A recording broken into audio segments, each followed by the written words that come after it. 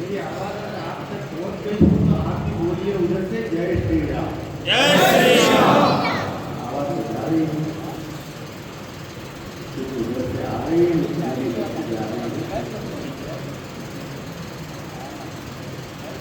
समारोह के अध्यक्ष थी जाति परिवार के हमारे तपस्वी स्वयंसेवक,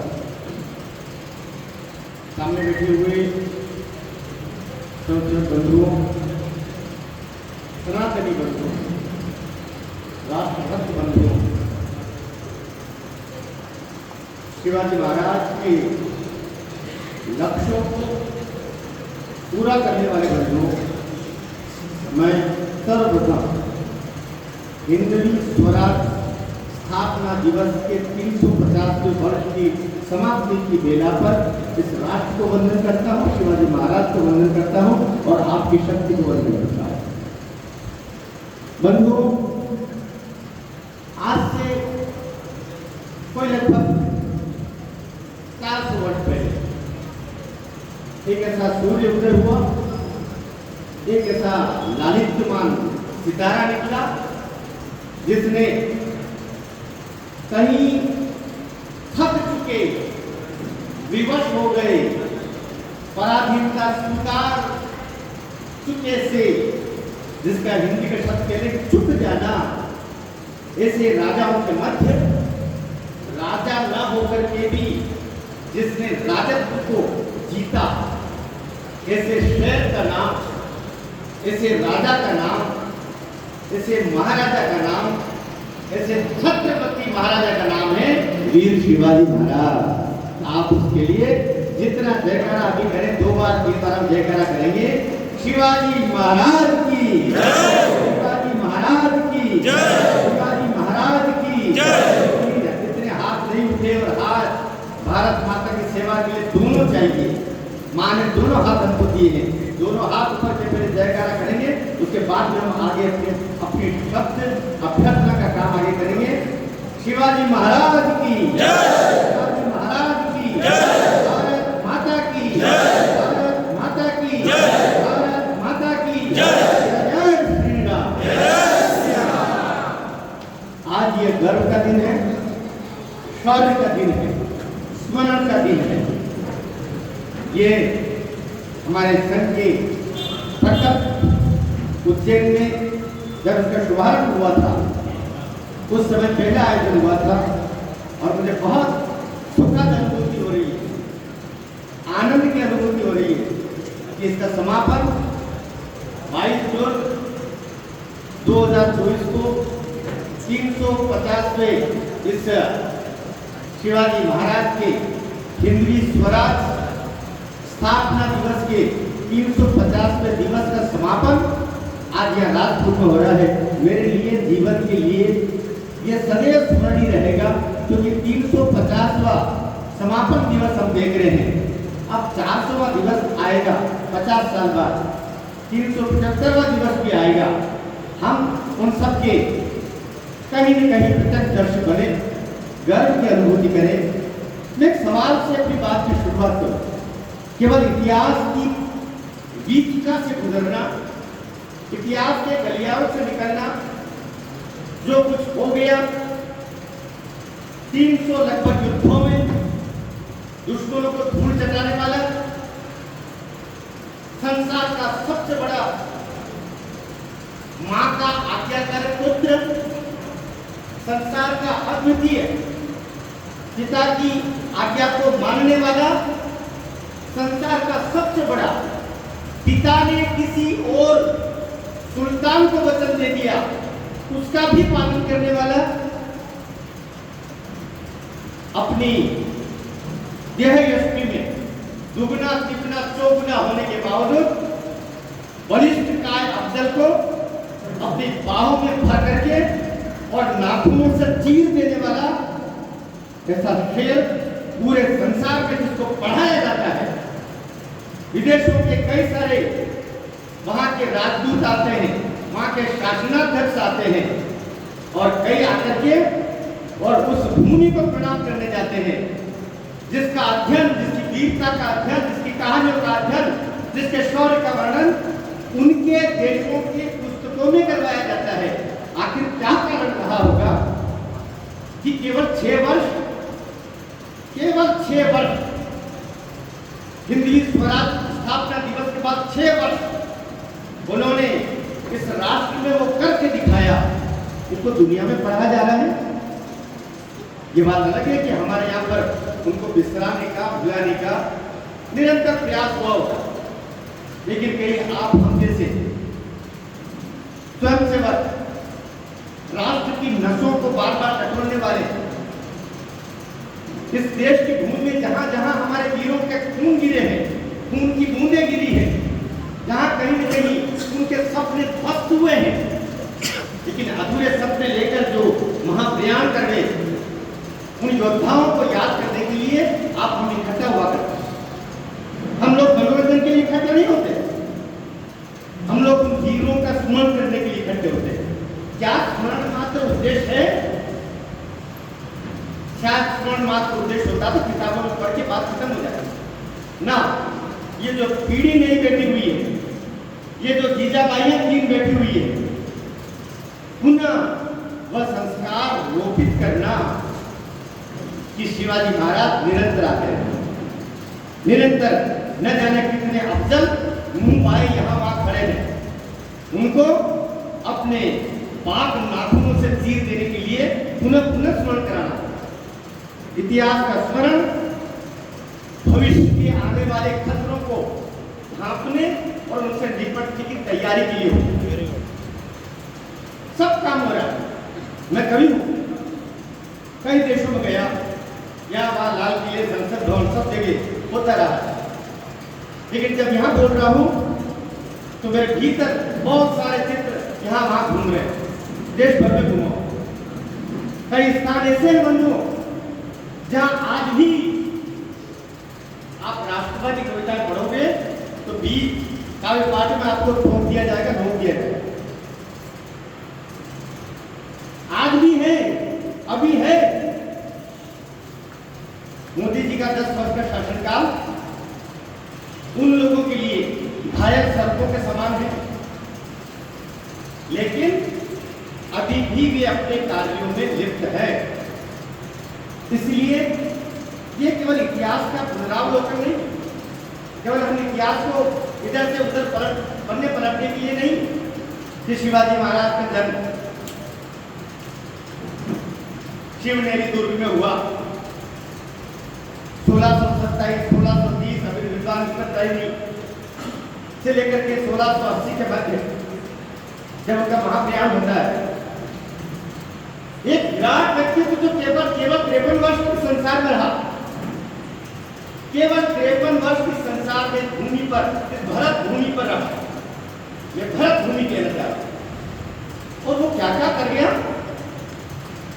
बहुत सारा चीजें, बहुत सारा करने के स्थान पर बहुत कम, लेकिन बहुत अच्छा, बहुत स्मरणीय, अद्वितीय जब किया जाता है तो बाद में ऐसे लोगों को, ऐसे व्यक्तित्वों को लोग शिवाजी महाराज कहते हैं। शिवाजी महाराज 6 जून से लेकर 10 जून तक 1674 की बात करें, 1674 एक सप्ताह तक एक बड़ा, जैसे हम अभी भगवान 22 जनवरी को एक काम हुआ था। 22 जनवरी को क्या हुआ था? पूरी 22 जनवरी को क्या हुआ था? प्रभु श्री राम अपने घर में आए। तो 3 जून से 10 जून 1674 के मध्य एक बड़ा कार्य इस देश को हुआ। ऐसा पहले नहीं हुआ था, इतिहास में उससे पहले नहीं हुआ, इतिहास में उसके बाद भी नहीं हुआ आज तक। लेकिन ये 6 वर्ष हिंदवी स्वराज के माने जाते हैं। हिंदवी स्वराज की स्थापना के एक राजा ने खुलेआम कहा कि मैं हिंदू स्वराज की स्थापना करूंगा और मैं कर रहा हूं, और उनका फिर अभिषेक हो रहा। ये कार्य शिवाजी महाराज ने किया। क्या उस समय विधर्मी नहीं थे? क्या उस समय विरोधी नहीं थे? क्या केवल उनके ये अब्दाली और मुगल और अंग्रेज और न जाने कितनों से लड़े हो, न जाने कितनों से लड़े, साथ साथ अपनों से भी लड़े। अपने भी कम कहां पड़ते, अपनों से लड़े, परायों से लड़े, लेकिन वो करके दिखाए। यह प्रेरणा देता है कि जब आपका रास्ता सबसे अलग हो तो आपके बहुत दुश्मन हो। आप अगर कुछ नहीं कर रहे हो तो आपके कोई दुश्मन नहीं। आप मजे से तान के सो रहे हो, एसी में सो रहे हो, ऐसा पसीना वसीना नहीं आ रहा है और चुपचाप आनंद ले रहे हो, तो आपको कोई टोकने वाला नहीं, आनंद करेंगे, आपके लोग वो सुविधा उपलब्ध कराएंगे। लेकिन जैसे हमारे गोविंद व्यास की दो पंक्तियां हैं, वो कहते हैं सुविधा के खातिर तो टूटते हैं राजपुरुष। सुविधा की खातिर ये चाहिए, वो चाहिए, आराम और आराम और आराम और आराम और आराम, सुविधा की खातिर तो टूटते हैं राजपुरुष। दुविधा में टूटे वो कलाकार होता है। तो आपके भीतर में वो कलाकार है, तो देश को प्यार करता है। याद रखना, मैं प्रोफेसर भी रहा 29 साल और प्रोफेसर का भी मरता नहीं। प्रोफेसर जो हो गया वो तो हो गया, डॉक्टर जो हो गया वो हो गया, शिक्षक जो हो गया वो हो गया। इसलिए अब प्रोफेसर के रूप में रहा तो प्रोफेसर के रूप में मरूंगा मैं। बड़े सेवानिवृत्त की ले ली, सब कुछ हो गया। कि जब कोई कार्य करने के लिए आप आगे बढ़ते हैं तो दो शक्तियां सक्रिय होती है, एक विचार, एक भावना। भावना जो कहीं हृदय की बेटी है, भावना हृदय की बेटी है, विचार मस्तिष्क का बेटा है। विचार आपको स्वार्थी बनाता है, विचार कहता है नहीं करना, इससे कोई फायदा नहीं है। भावना कहती हाँ ये करना है, वो बहुत दुखियारा है। तो अगर 2 रोटी तेरे पास में है तो 1 रोटी नहीं दे तो आधी रोटी तो दे दे उसको। ये भावना बोलती है, भावना हृदय से निकलती है, विचार माथे से निकलता है। राष्ट्र प्रेम, प्रेम जहां भी है, प्यार जहां भी है, वो वहीं से निकलेगा। जीजाबाई ने भी, क्योंकि भावना से ही भक्ति जुड़ी है, भाव से भक्ति जुड़ी हुई है। मैं थोड़ा सा हट के बोलना चाह रहा हूं, मैं इस संबंध को भी व्याख्यायित करना चाह रहा हूं। जीजाबाई और शाहजी भोसले, उनके पिताजी का नाम शाहजी भोसले था। शाहजी भोसले वो सुल्तान के यहाँ, बीजापुर के सुल्तान के यहीं पर वो सैनिक थे, नौकरी करते थे। अब देखिए कितनी विषम स्थिति, इस छोटे शिवाजी पर किन किन चीजों का असर पड़ा। आपको शिवाजी चाहिए तो जीजाबाई नहीं, वेरी गुड। जीजाबाई नहीं है तो शिवाजी नहीं है। शिवाजी चाहिए तो जीजाबाई नहीं है। जीजाबाई की जगह आज के दौर में हम जो देख रहे हैं उससे हाथ धोने का मन करता है, जीजाबाई है वो। इसलिए संस्कार के साथ होना पड़ेगा। कमिश्नर के मन होता तो दूसरे तरीके से बोलता, लेकिन ये मन तो मेरे संघ का है और मेरी सबसे बड़ी पहचान संघ का संशय। लेकिन यहाँ भी कहना तो पड़ेगा, हमारे बच्चे बैठे हुए, युवा बैठे हुए, कहना तो पड़ेगा, टोकना भी पड़ेगा। जो पौधा, भाई हमारे दोनों बहुत परम मित्र बैठे हुए हैं सामने, जीतू भाई और रणछोड़ जी, जो पौधा जंगल में उगता है वो कांटेदार होकर के कब उगता है, बड़ा होता है, नष्ट भी हो जाता है। लेकिन जो पौधा किसी माली के हाथ में आता है तो दुनिया उसको संवरता हुआ देखती है, कहती ये किसी माली ने संवारा होगा, कितना सुंदर पौधा है, कितना सुंदर पौधा है। ये होने के लिए संस्कार चाहिए, संस्कार, संस्कृति, ये अनुशासन के पर्याय है। तो जीजाबाइयों की ज्यादा जरूरत है इस राष्ट्र को। शिवाजी तो अपने आप मिल जाए, वो जीजाबाई नहीं, जो भगवान की आराधिका थी। और मैं माता से कहना चाह रहा हूँ, हेडफोन से कहना चाह रहा हूँ, धर्म का रास्ता, पूजा का रास्ता, ईश्वर स्मरण का रास्ता, ये जो स्नान ध्यान करके और अपने घर के आंगन में कोई मंदिर है वहां, या अपनी गली में चौराहे पर मंदिर है, वहाँ जो हमारी माता बहनें दीपक लेकर के और जाकर के पूजा करती है। और एक छोटा सा शिशु देखता है, छोटा सा शिवाजी महाराज देखता है भविष्य का, वो देखता है मेरी माँ वहां जा रही है। कहाँ जा रही है? वो कोई परम पिता है, वो माँ के मन को सुनता है, वो माँ की भक्ति देखता है, वो किताबें नहीं पढ़ता, वो माँ को पढ़ता है, माँ से सीखता है, फिर वो शिवाजी बनता है। इसलिए शिवाजी बनाना है तो किसी विश्वविद्यालय में मत भेजिए, किसी बड़ी अध्ययनशाला में मत भेजिए। युद्ध कला वो पिता से सीखा, और पिता किसके अधीन? बीजापुर के मुस्लिम सुल्तान के अधीन, जिसको वो रत्ती भर पसंद नहीं करता वो लड़का।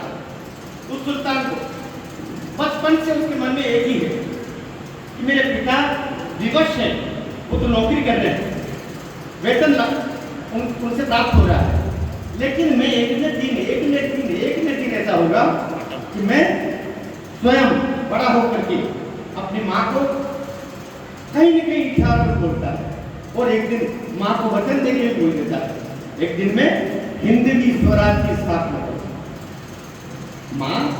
माँ के लिए तो जैसे यशोदा माता होती बच्चे के लिए वो सब तैयार करती है।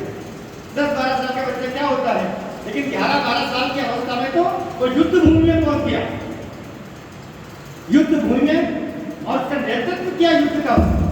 क्या कमाल का रहा होगा भाई, 12 वर्ष का लड़का या 16 साल के लड़कियों को अग्निवीर बनाने को कह रहे हैं, तो वो अग्निवीर की जगह पता नहीं कौन सा धनुष तीर लेके निकल लिया।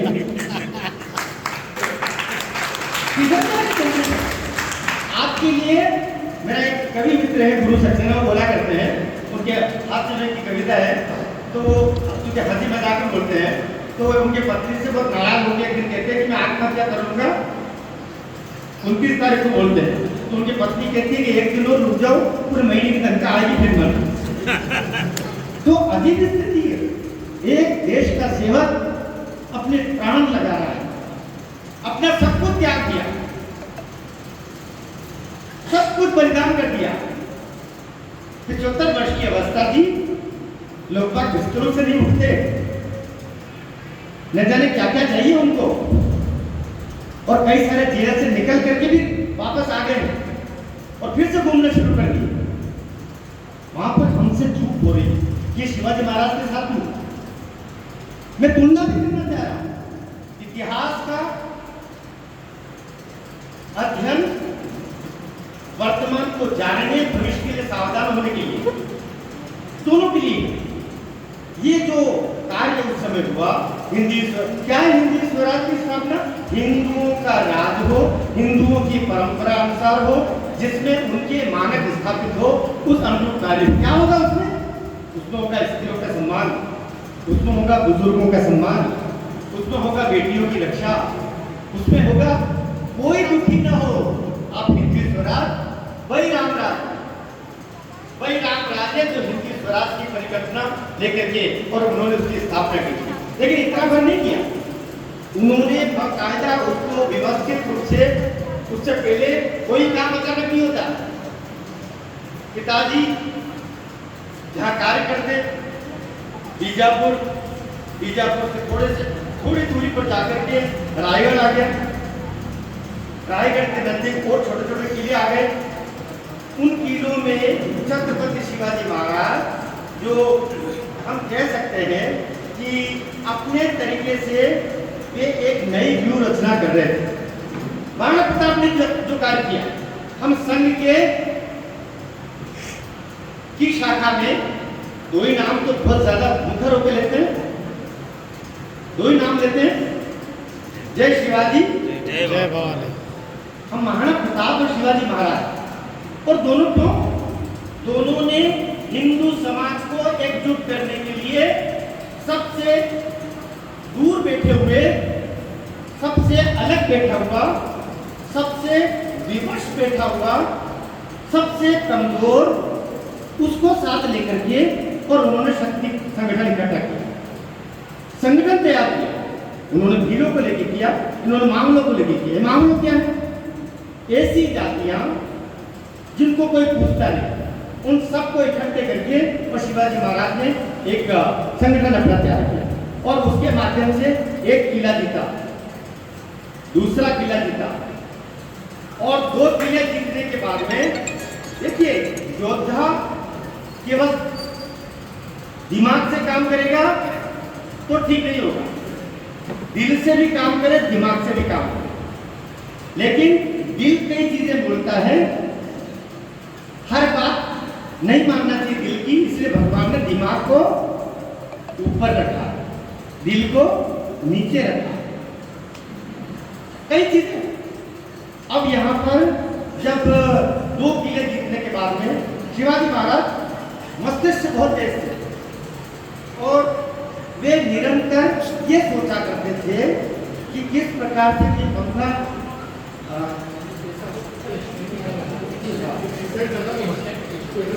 हाँ उधर ले लो ताकि मैं व्याख्यान खत्म होने तक जीवित रहूं।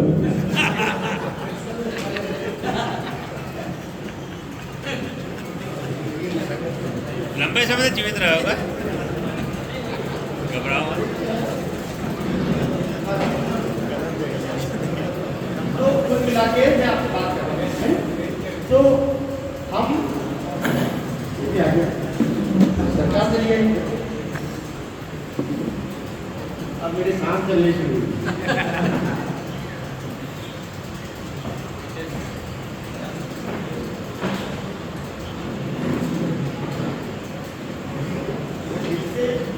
अभी कार्यक्रम आता बहुत मन कर रहा था, माँ शक्ति देना, माँ शक्ति देना, माँ शक्ति देना, माँ शक्ति देना, और माँ ने शक्ति दी मुझे।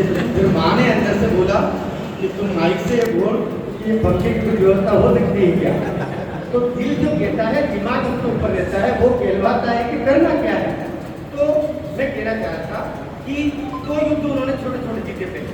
एक हमारा रोहितेश्वर का युद्ध जो पहला था, जो हमारे बंधु बेटे हैं, जो तथ्यात्मक जानकारी उनके पास होनी चाहिए, रोहितेश्वर, फिर तोरण का युद्ध, और ये जो तोरणा का युद्ध था उसके बाद 2 किले उनके हाथ में आ गए। 2 किले हाथ में आने के बाद अब जाकर के वे थोड़े शक्ति संपन्न हो गए और बीजापुर से सब लगा हुआ। उन्होंने आदिल शाह को सूचना करी, सुल्तान आदिल शाह को, कि आपका एक नोट जो जिससे आपको पैसा कम मिलता है, उससे वो अगर आप मुझे दे दे तो मैं आपको जितना आपका किलेदार पैसा दे रहा है उससे ज्यादा दूंगा।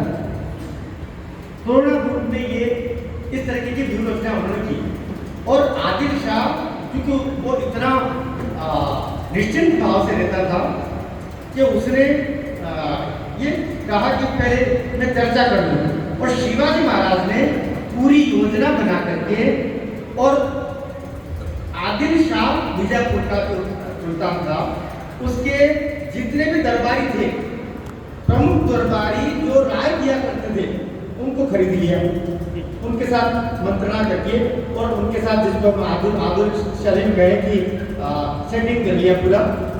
और फिर आदिल शाह ने उनसे पूछा, और पूछ करके उन्होंने भी कहा कि हाँ, ये अगर शिवाजी भोसले को देते हैं तो अपने लिए उचित रहेगा। शिवाजी महाराज ने इस तरीके से योजना बना करके वह जो तीसरा किला लिया, उससे जो धन संपदा प्राप्त हुई, उस धन संपदा के द्वारा वे आगे बढ़ करके और फिर बढ़े वे रायगढ़ के किले की। जब रायगढ़ के किले की तरफ बढ़े तो फिर जिसको बोलते हैं कि एकदम से जागृत हुआ आदिल शाह बीजापुर का नवाब था, सुल्तान था, बहुत शक्तिशाली था। उसके पिताजी शिवाजी महाराज के पिताजी उसके अधिक काम करते थे। ऐसा जब हुआ तो उसके कान खड़े हुए और उसने फिर कहीं न कहीं जानकारी निकाली कि कुछ और चल रहा है। फिर शिवाजी महाराज के पिताजी को शाहजी भोसले को बुलाया, तुम्हारा लड़का कुछ हट के कर रहा है, जितना पैसा मुझे देना चाहिए था घर का, वो पैसा देना तो उसने बंद कर दिया है, जो कर प्रदायगी बंद कर दी है, उसके जो लक्षण दिख रहे हैं मुझे, वो ऐसा लगता है कि मेरे साथ दगा कर सकता है। तो उन्होंने वचन दिया कि ऐसा नहीं, लड़का ऐसा नहीं करेगा। लेकिन शिवाजी महाराज को जो करना था वो निरंतर उसी धारा में, उसी कार्य में लीन रहे। और 1 के बाद 2, 2 के बाद 3, 3 के बाद 30, 30 के बाद 40, 40 लोगों तक, 40 किलों तक फतेह करने का, विजय करने का कार्य उनके द्वारा निरंतर होता है। अब इसमें कई लोग आए, लेकिन एक सावधानी, एक बात, एक प्रतिज्ञा जिसका मैंने आरंभ में इशारा किया था।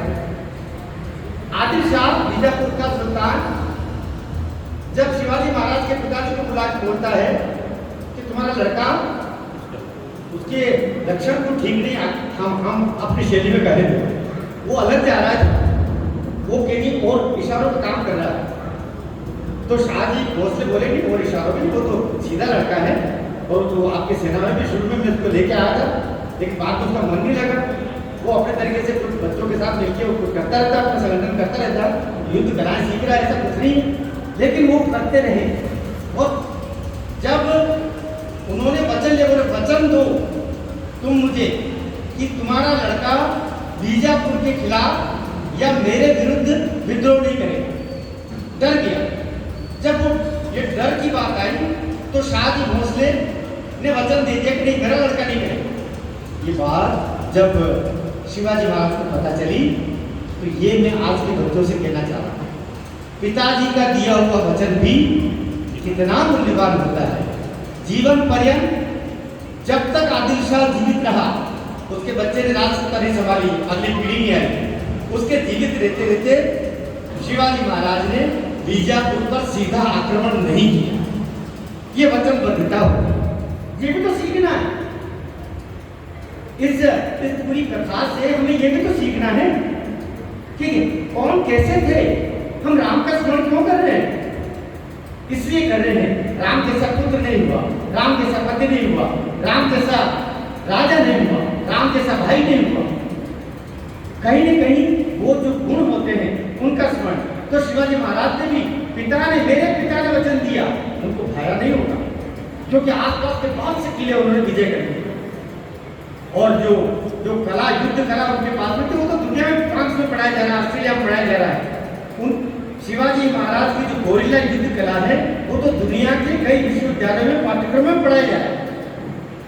तो कुछ तो होगा सबसे हटके। तो ये जब इधर से आपके सुल्तानों के विरुद्ध उनका हो गया, इधर ये जो बाकी लोग थे वे अपने तरीके से काम, लेकिन पूरे उस लगभग जब वो 30 वर्ष तक ज्यादा सक्रिय रहे, तो हम कह सकते हैं उनके पिताजी के उपस्थिति में ही उनके पिताजी रहे, तब तक भी वे सदैव जितने सक्रिय रहे, कभी भी किसी हिंदू राजा के विरुद्ध खुल करके, और शिवाजी महाराज ने कोई लड़ाई नहीं लड़ी। शिवाजी महाराज ने कोई लड़ाई जो हिंदू राजा के विरुद्ध, जिसकी अपनी छवि अच्छी हो, एक हिंदू सेवक के रूप में, किसी के साथ नहीं, बल्कि उन्होंने बुंदेलखंड के राजा छत्रसाल, आप जानते हैं छत्रसाल के साथ में उन्होंने रिश्ता रखा। इसी तरीके से आसाम के एक राजा, उधर पूर्वी प्रदेश के एक राजा, और ईश्वर सिंह का नाम स्मरण कर रहा हूं मैं। इन 3 राजाओं को न केवल साथ रहे, बल्कि सबको उन्होंने प्रेरणा दी कि भाई हम क्यों मुगलों के अधीन रह के काम कर रहे हैं, क्यों इनकी चाकरी कर रहे हो। राजा जय सिंह, अरे नाम लेते हुए भी शर्म आती है, उसका नाम पूरा आज भी इतिहास में। आप कभी जयपुर जाइए, आप हम लोग जयपुर जाते रहते हैं, जयपुर पे किसने बताया, बसाया है राजा जय सिंह ने बताया, बसाया। लेकिन जय सिंह का पूरा नाम क्या है? राजा जय सिंह का पूरा नाम क्या है? राजा जय सिंह का पूरा नाम मिर्जा राजा जय सिंह। बोलते हुए शर्म तो आती है, आज भी वहाँ के लोगों को जाते हैं, लेकिन जो इतिहास चिल्ला के बोल रहा है उसको आप कैसे मना करोगे? ये जो मुगलों की गुलामी की, उससे जय सिंह ने खूब आराम, खूब धन संपदा ऐश्वर्य सब कुछ मिला होगा, लेकिन इतिहास की तारीख में उनका नाम आता है मिर्जा राजा। ये मिर्जा उपाधि होती है, जैसे भारत रत्न, पद्मश्री वगैरह उपाधियां होती है, उस समय मुगल लोग ऐसी उपाधियां दिया करते थे। मिर्जा, जैसे हमारे शायरों में हुए मिर्जा गालिब, मिर्जा उपाधि होती है। तो ये औरंगजेब का सीधा सेनापति था उत्तर भारत को देखने के लिए। और कई राजाओं से, कई नवाबों से, कई सुल्तानों से लड़ते लड़ते एक समय जब बीजापुर कमजोर हो गया, जब बीजापुर कमजोर हुआ तो उस अवस्था में एक समय ऐसा आया कि बीजापुर के राजा ने, नवाब ने, आदिल शाह ने मजबूर होकर के और औरंगजेब से संपर्क किया।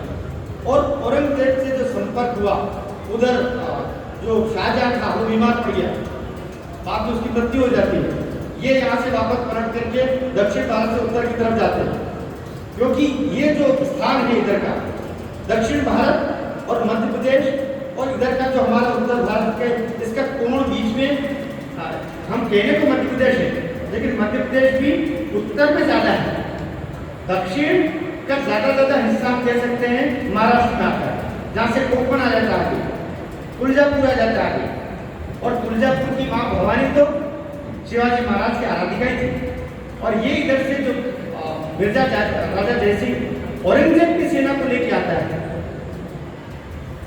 उस समय मुगलों ने तुलजापुर भवानी के मंदिर को भी ध्वस्त किया ना, उसको नुकसान पहुंचा, ध्वस्त तो नहीं कर पाएंगे, उसको नुकसान पहुंचाया। और वहां से करते करते वो आगे बढ़े, पूना का खंडक बना दिया उन्होंने। लेकिन उस समय इतने सामर्थ्यशील नहीं थे शिवाजी महाराज। आगे चल के उनको इतना कष्ट पहुंचा। हम देख रहे हैं आज के राजा को भी, आज के एक सेवक को भी वो कितनों से लड़ता है। शिवाजी महाराज में भी कमियां ढूंढ लेंगे, शिवाजी महाराज में मनुष्य उनमें भी कमियां रही होगी, आज के सेवक में भी कुछ कमियां होंगी। कमियां तो प्रभु श्री राम और लक्ष्मण जी में भी रहती है, लेकिन हम पूजा करते हैं। उस समय कितना दर्द रहा होगा जब तुलजा भवानी के मंदिर को ठेस पहुंचाई होगी, उनकी माँ के मंदिर को ठेस पहुंचाई होगी। बाद में उन्होंने अगले स्थान पर गोरिल्ला युद्ध के द्वारा उसकी सेना को तहस नहस किया। और पूना की बसावट के लिए कहते हैं कि उधर से जो औरंगजेब की सेनाएं आई थी, उन्होंने ध्वस्त करके और गधों से कई हल चलवाए थे पूजा स्थलों पर गिराने के बाद उनका निर्माण करा करके उनको वापस ठीक करने के लिए सोने का हल बना करके, स्वर्ण का हल बना करके और उनको फिर से वहां पर हटवा करके और उनका पुनर्निर्माण करवाया था शिवाजी महाराज। दर्द हुआ, दर्द जब बहुत समय तक अंदर रहता है तो उसकी प्रतिक्रिया के रूप में ये सब चीजें प्रकट हुई। तो शिवाजी महाराज ने वो जानते थे, अच्छे जो ऐसे हमारे बलिदानी होते हैं, ऐसे जो हमारे राष्ट्र सेवक होते हैं, वो कई सारे युद्ध, एक युद्ध बाहर लड़ते हैं, एक युद्ध बाहर से ही बाहर लड़ते हैं। सरेआम जो आपके वैचारिक विद्रोह की बात करते हैं, उनसे भी लड़ना पड़ता है, आपके अपनों से लड़ना पड़ता है, पराग के भीतर जो संघर्ष है उनसे लड़ना पड़ता है। वे तो सारे राजाओं को जा जाके कहते थे, हम क्या कर रहे हैं, हम किनकी गुलामी कर रहे हैं, ये मुगल अभी हैं, इनके पीछे अंग्रेज और दौड़े चले आ रहे हैं, उससे पहले और डच और न जाने कौन कौन सी संस्कृति के लोग हमारे यहाँ आ रहे हैं, हम कहाँ हैं। लेकिन राजा संभले नहीं, सब अपने में खोए रहे। परिणाम ये हुआ कि अकेले ही जो व्रत उन्होंने लिया था, जो प्रण उन्होंने लिया था, उस प्रण को पूरा करने के लिए शिवाजी महाराज ने आखिर में आत्मगतवा जब 40 किले उनके पास में हो गए तो फिर उन्होंने 3 जून 1974 से लेकर के और 10 जून 1674 के मध्य एक सप्ताह का बड़ा महोत्सव मनाया रायगढ़ के किले में। और तब हिंदी स्वराज की स्थापना की और 6 जून 1674 को उनके माथे के ऊपर, उनके मस्तक पर जो राजा का, महाराजा धिराज हम कह सकते हैं, छत्रपति शिवाजी महाराज का हिंदी स्वराज के राजा के रूप में जो मुकुट स्थापित हुआ था, प्रतिष्ठापित हुआ था, शोभित हुआ था, वो तिथि उस समय थी। और उनकी देखिए सारी योजना कैसी थी, केवल राज स्थापित हो गया, काम खत्म हो गया, उससे नहीं रहा। 6 साल तक उसने मुकुट चलाया, राज दुनिया को दिखाया, राज कैसे चलाना, उसकी अपनी मुद्रा बनी, उसकी अपनी योजना बनी, उसकी अपनी नीति बनी, उसका अपना मंत्रिमंडल बना। और मंत्रिमंडल में उनके 8 प्रधान थे, एक प्रधान नहीं, अष्टप्रधान थे। ये प्रधान कौन थे? उनका पेशवा, उनका मंत्री, उनका अमात्य, उनके सचिव, सुमन, पंडित राव, नायक और न्यायाधीश, ये 8 उनके पदाधिकारी हुआ करते। ये सब मिलकर संभालते थे। कहाँ पर ये योजना मिली होगी? कहीं नहीं, इतिहास में ढूंढेंगे हमें नहीं मिलेगा। लेकिन उनकी सोच, और कहाँ से निकले थे? किसी राज परिवार से निकले थे, किसी राजा राजकुमार की तरह कहीं पारंगत किसी ऋषि मुनि ने उनको सिखाया था? नहीं, इस धूल से, इस मिट्टी से, कहीं न कहीं हमारे खंडहरों से निकल करके, और वो एक ऐसा लड़का निकला जिसके मन में था कि मैं मेरे राष्ट्र को हिंदू राष्ट्र के रूप में प्रतिष्ठापित करना होगा।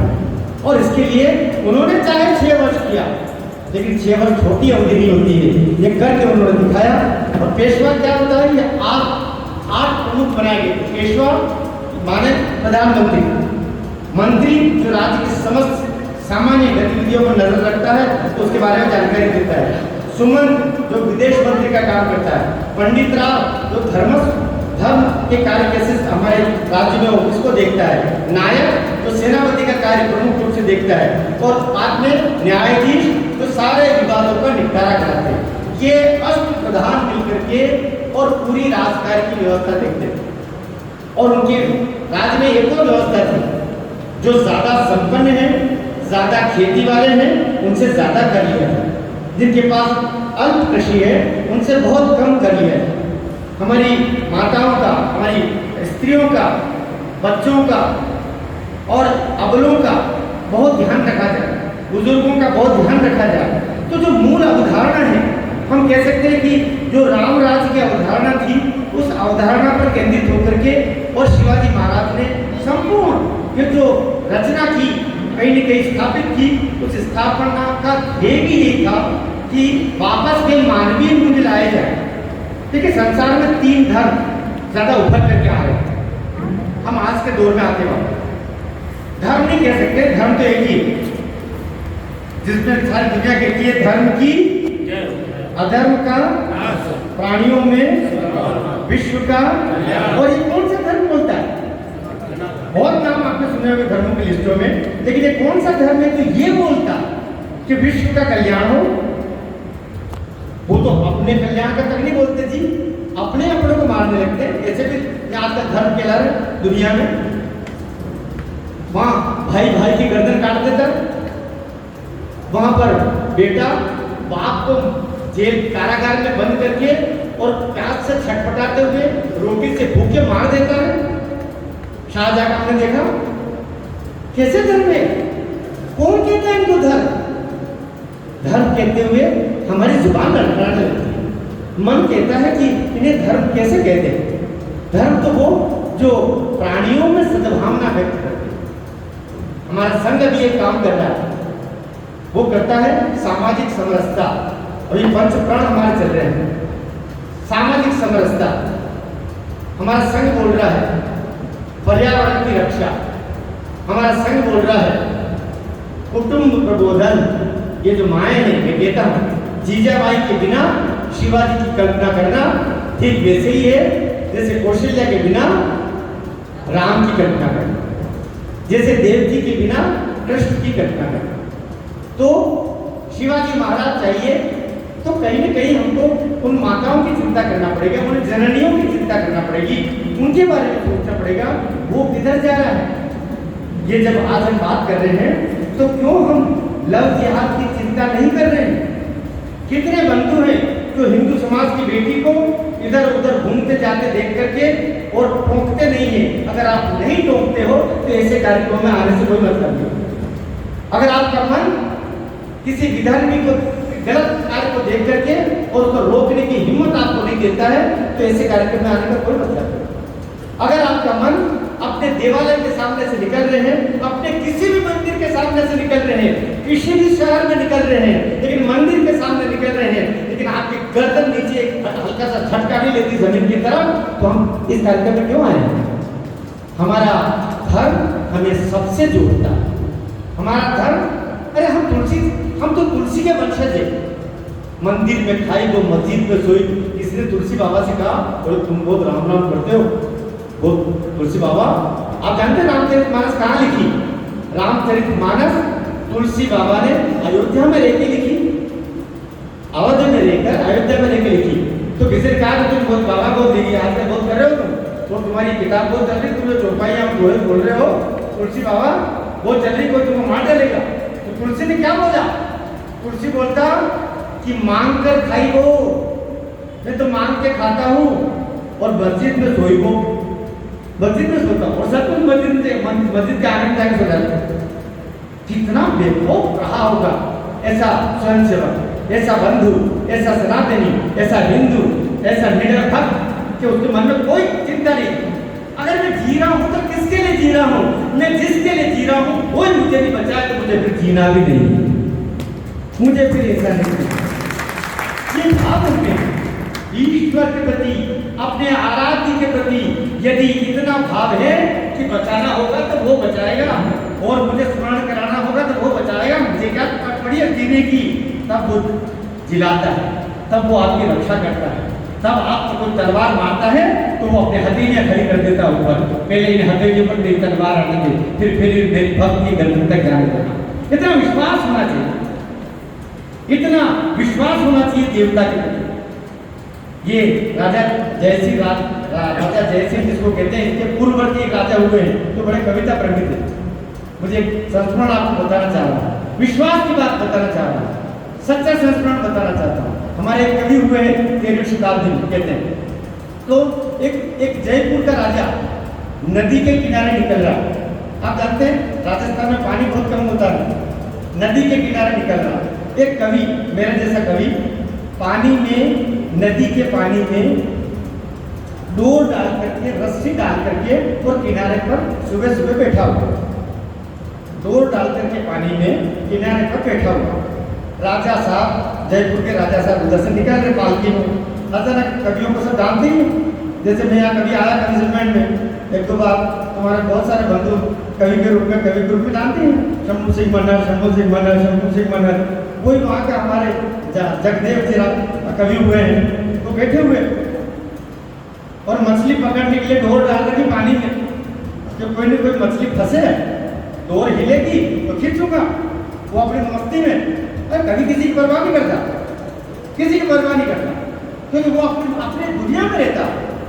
राजा आए, राजा जयसिंह अपने पालकी से देखा यार ये कौन बैठा, फिर पता किया अपने हर कार्य से, ये तो वही कवि अपने जगदेव जी, वो है क्या, उधर ही लिए चलो। क्यों जगदेव जी क्या कर रहे हो? तो कवि अपने मूड में रहता, देखना दृश्य देखना, कवि अपने मूड में, राजा अपने राजसी वैभव की पालकी में बैठा हुआ, वही से बोल रहा, पालकी कंधों में उठा रखी सबने। क्यों कवि जी क्या कर रहे हो? कवि ने बोला कि देख नहीं रहे हो क्या कर रहे हो? हाँ बोले देख रहा हूँ, तुमने डोर डाल रखी उसमें। अच्छा ये बताओ कवि जी, ये जो डोर डाल रखी है पानी के अंदर, इसमें से डोर में से क्या निकलेगा? अब कवि फिर अड़म आ गया, कवि फिर अड़ गया, कवि की वापस उसको अपनी मस्ती में पता लग रहा है, राजा है तेरे घर का, उसको तो अपनी मस्ती में हो। बोले कि क्या क्या निकलेगा? उसके मुंह से निकल गया, कवि के मुंह से निकल गया, बोले इस डोर में से, पानी में से कबूतर निकलेगा। अब मुंह से क्या निकल गया? कबूतर निकलेगा। अब राजा का खोपड़ी खराब हो गई, तो ये मेरी मजाक बना रहा है। तो पालकी नीचे गया, सरकार को बोला, और वो पालकी के नीचे रखी, बोले जगदेव तुमने बोला कभी कि इस पानी में से, इस डोर में से आप कबूतर निकलेगा।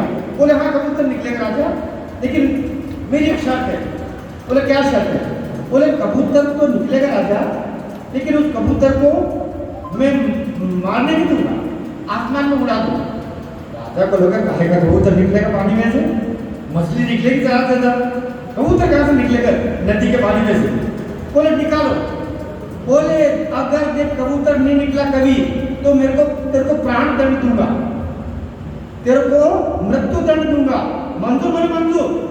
बोले खींचो डोरी, ये खींची डोरी, वो खींची डोरी, वो खींची डोरी, और खींचते खींचते जैसे पानी का तल पर आखिरी में वो जहाँ पर वो कांटा रहता है पानी के अंदर बंधा हुआ डोर में, वहां से फड़फड़ाता हुआ, कांटे में फड़फड़ाता हुआ एक कबूतर निकला।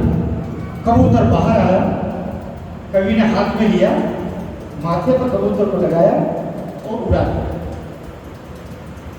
चमकत रह गया राजा, चमकत रह गया, प्रणाम किया, दंडवत हो गया उस कवि के आगे और चुपचाप चला गया।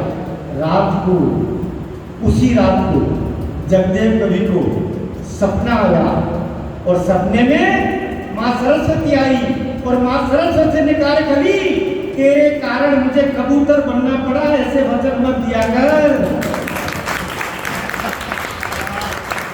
तो कवियों के मुख से जो निकलता है, कलाकारों के मुख से जो निकलता है, वो तो शाश्वत होता है। कहीं शिवाजी महाराज के हृदय में भी कोई भावना नहीं होगी जब माता को अपने वचन दिया कि मां एक दिन में स्थापना करूंगा, एक दिन में हिंदी स्वराज की स्थापना करूंगा, हिंदुओं का राज कैसा होता है, उनकी मुद्रा कैसी होती है, उनका राज में प्रजा कैसे रहती है, सुख वैभव कैसे होता है, न्याय कैसे होता है, रक्षा प्रणाली कैसी होती है, उस सबको मैं वहां करके दिखाऊंगा। ये मेरा तेरे को वचन है मां। और उसको उन्होंने निभाया। और आप जानते हैं उनकी मुद्रा पर उन्होंने एक खास किस्म का श्लोक लिखवाया था, जो काशी के पंडित आकर के उस श्लोक को लिखा था। मैं उस श्लोक को बोलना चाह रहा हूँ। वो श्लोक था, प्रति पंचंत लेखे वर्धिष्णु विश्व वंदिता शासनो शिवस्तेयस्या मुद्राय रास्ते। जिसका अर्थ होता है, जिस प्रकार छोटा सा चंद्रमा, बाल चंद्रमा एक दिन बढ़ते बढ़ते बढ़ते सारे विश्व को आलोकित कर देता है, प्रकाश दे देता है, चांदनी में कर देता है, वंदनीय बन जाता है, उसी प्रकार शाहजी राजे के पुत्र शिवाजी, यह मुद्रा भी उनकी इसी प्रकार से बढ़ती जाएगी। ये मुद्रा को लिखा होगा, कितना लंबा सोच रहा होगा, क्या क्या सपने देखे होंगे। और उन सपनों के साथ में उन्होंने माता जी के साथ में, अपनी माँ जीजाबाई के साथ में, अपने पिताजी के साथ में जो भी उनके वचन रहे वे निष्ठापूर्वक उन्होंने निभाए। और एक संदेश हमारे लिए उनके जीवन से हमको मिलता है, हिंदू स्वराज की स्थापना के इस पावन पर्व के अवसर को मिलता है कि आज हमारा पावनतम संसार का सबसे बड़ा संगठन राष्ट्रीय स्वयंसेवक संघ जिस कार्य को हाथ में लेता है। आप जानते हैं हिंदी स्वराज की स्थापना के बाद में इस दिन को मनाने की परंपरा 1925 से आरंभ हुई। उससे पहले कौन याद करे, किसको अड़ी है? राष्ट्रीय स्वयंसेवक संघ ने 1925, ये क्योंकि ये ज्येष्ठ शुक्ल त्रयोदशी के का दिवस आता है, उस समय कहीं 6 जून 4 जून रहा होता, लेकिन इस दफे वो 22 जून। हमारी जो अंग्रेजी तारीखें हैं वो बदलती रहती हैं, लेकिन मूल तारीखें बदलती नहीं है। तो ज्येष्ठ शुक्ल त्रयोदशी का जो दिवस है, उस दिवस को स्मरण किया जाता है। और ये 57 वर्ष का जो अंतर है, हमारा जो संवत है वो 57 वर्ष आगे चलता है और सन 57 वर्ष पीछे चलता है। ईसा मसीह के जन्म के साथ में ईस्वी सन आरंभ हुआ। और आप जानते हैं विक्रम संवत विक्रमादित्य महाराज के राज्यारोहण के साथ में वो आरंभ होता है। तो वो अभी जैसे हम बोलते हैं 2000 के ऊपर, हम कहते हैं कि ये 2024, इसमें हम 57 जोड़ लें तो 57 जोड़ करके जो अंक आएगा वो हमारा संवत बनता है। तो उस अनुरूप त्रयोदशी की तिथि पर ये 350वां वर्ष जो हमारे हिंदू स्वराज का, शिवाजी महाराज का होता है, उसके समापन की ये बेला है। और इस समय पर हमारे पावन संगठन के द्वारा, स्वयंसेवक संगठन के द्वारा, राष्ट्रीय स्वयंसेवक संघ के द्वारा जो ये 5 प्रण रखे गए हैं, उन प्रणों पर हमको चलना है। पर्यावरण की रक्षा करनी है। पर्यावरण मतलब नदियाँ, चिड़िया, हवा, जमीन, पहाड़, भूमि, ये सब कुछ जो हमको मिला हुआ है, इसकी रक्षा करें, इसका संवर्धन करें, प्लास्टिक का उपयोग नहीं करें तो ऐसा प्लास्टिक जो वापस उसका उपयोग होता है वहाँ उसको दे दिया जाए, जमीन पर फेंके नहीं। पानी का दुरुपयोग नहीं करें। पानी समुद्र अपने कलेजे को जला के देता है। बहुत खारे पानी को मीठा बनाने के लिए समुद्र अपने हृदय को जलाता है, बादल के माध्यम से आप तक भेजता है। उस पानी को बचाइए। अभी आज कहीं जुलवाने में बारिश हुई, कहीं बड़वानी में बारिश हुई, हमारे खरगोन में बारिश हुई, लेकिन राजपुर में बारिश हुई नहीं हुई। तो कारण ये कि आपको ये आगाह करने के लिए कार्यक्रम ठीक से हो जाए, ताकि इस कार्यक्रम में मैं आपको बता सकूं कि पानी जब कल आपके यहाँ घनघोर रूप से आएगा तो उसको आप बचाएं। कैसे बचाएंगे? कैसे बचाएंगे? जो खेत का पानी, खेत की जो ढलान जहाँ होती है वहाँ पर कुछ ऐसा बना दें हम कि हमारा पानी वहाँ रहे, ताकि जमीन का जल स्तर ऊपर बढ़े, ताकि हमारे प्रयास ये रहे कि छत का पानी छतें सबकी साफ हो जाए। 100 फीट बनाए। आपके यहाँ ट्यूबवेल है तो ट्यूबवेल में कैसे पानी वापस लेके आना, मेरा मोबाइल नंबर नोट करें। आपका मुश्किल से 2-4 हज़ार रुपये खर्च होगा, 2-1 हज़ार, और आपके छत का पानी आपके ट्यूबवेल में। आपके यहाँ से कितने बंधु हैं जिनके घरों में ट्यूबवेल है? हाथ ऊपर कीजिए जरा, जिनके घर में ट्यूबवेल है, ईमानदारी से। 3-4-5 लोग तो दिख ही रहे हैं ना, बाकी अभी शर्म के मारे हाथ ऊंचा नहीं करते, पता नहीं क्या बोलेगा, कहिएगा क्या बोलेगा। तो ट्यूबवेल है, ट्यूबवेल वाले बंधुओं से निवेदन करूंगा कि आप मेरा मोबाइल नंबर नोट करें। अभी तक अगर आप अपने छत के पानी को ट्यूबवेल में नहीं पहुंचा रहे हैं तो आप पहुंचाइएगा। आपका ट्यूबवेल ही नहीं, आपके पड़ोस में भी 2-4 ट्यूबवेल होंगे तो वो भी सूखेगी नहीं। मैं नंबर बोल रहा हूँ, तरीका बताऊंगा। 1500 रुपये का खर्चा।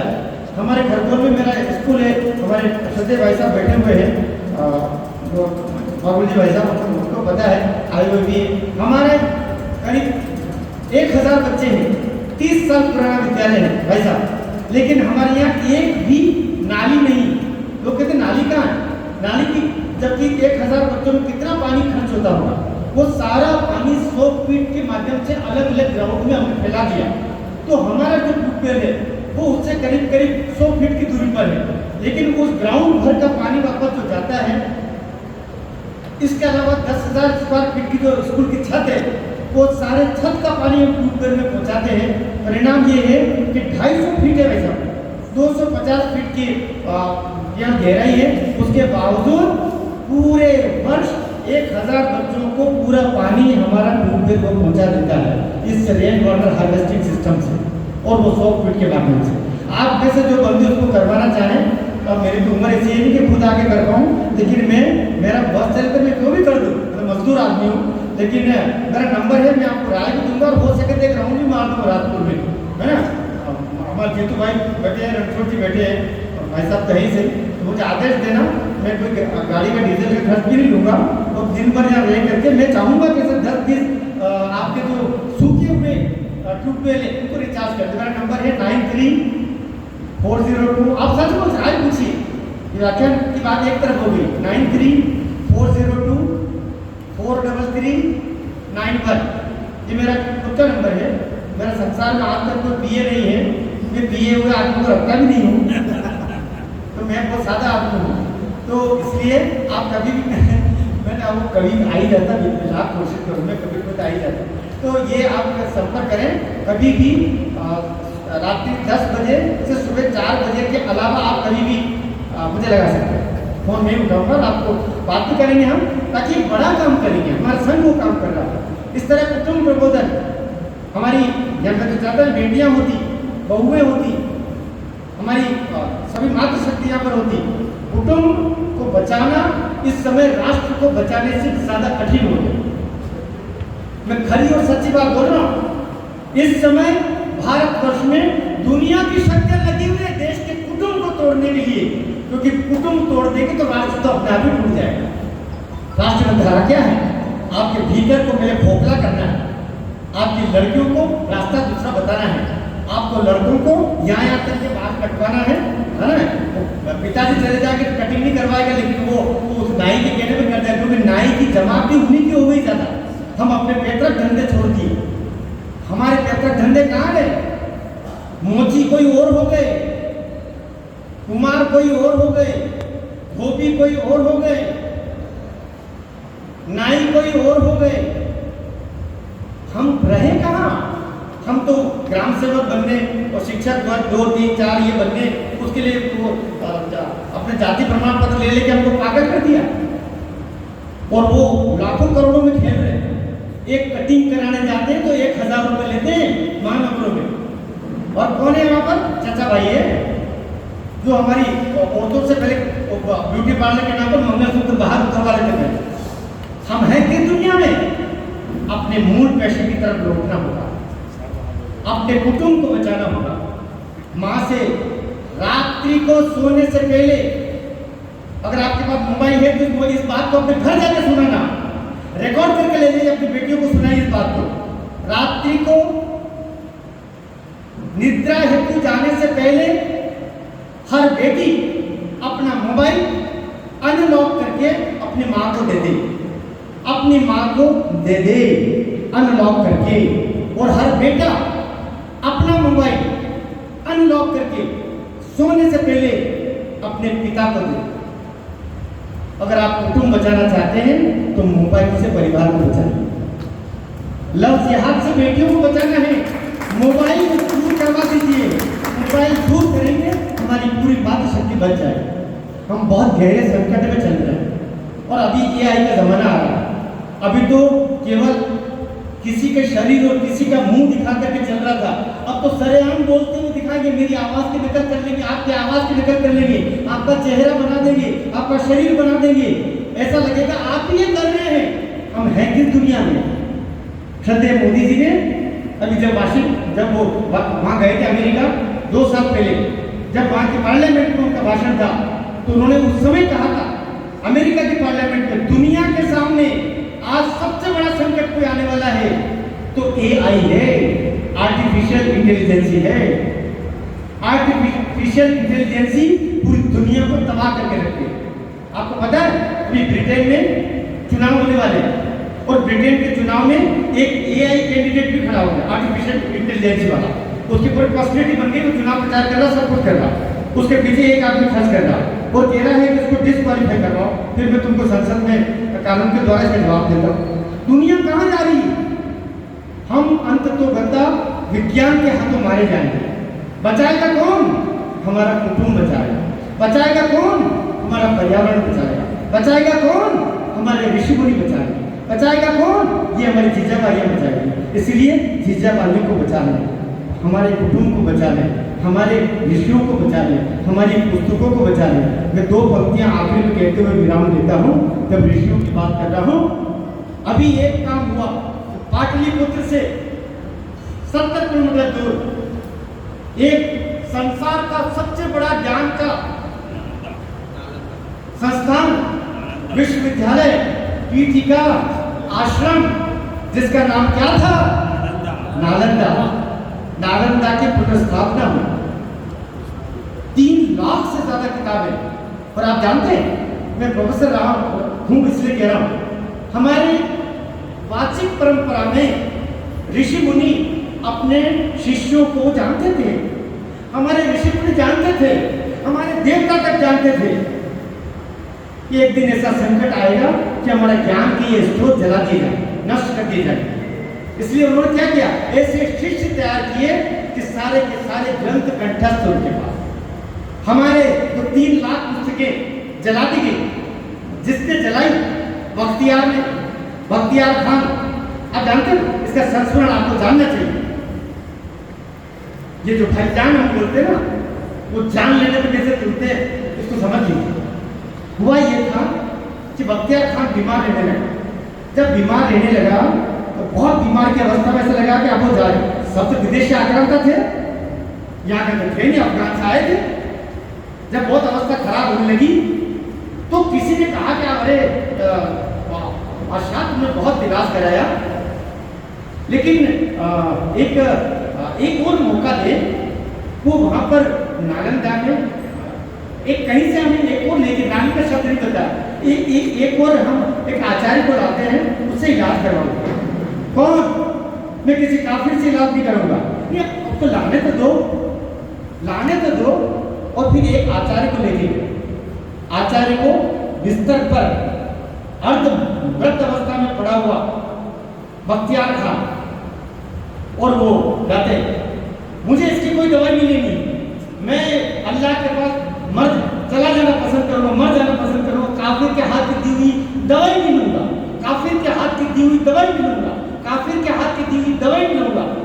तो हमारे उच्च आचार्य ने कहा, उस आयुर्वेदाचार्य ऋषि ने कहा, उस आचार्य ने कहा कि बादशाह आप किसी को तो मानते होंगे, मैं अल्लाह को मानता हूँ, कुरान को मानता हूँ। कुरान को तो मानते हैं ना?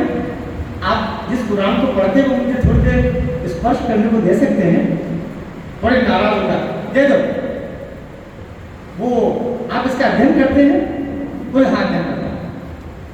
वो उन्होंने अपने हाथ में ली, पता नहीं क्या किया, बोले ये आपकी कुरान वापस से प्रणाम करता हूँ, वापस दे। दूसरे दिन से तीसरे दिन से कुछ कुछ अंतर आना शुरू हुआ। जो मरणासन्न था, मरने को जा रहा था, बख्तियार था, तीसरे दिन चौथे दिन तो वो बिस्तर पर बैठ गया। एक सप्ताह में तो चलने फिरना शुरू कर दिया। उससे पूछा कौन आया था? बोले वो वहां से आचार्य को लाए थे। कहां से लेके आए थे? मुझे चलना है।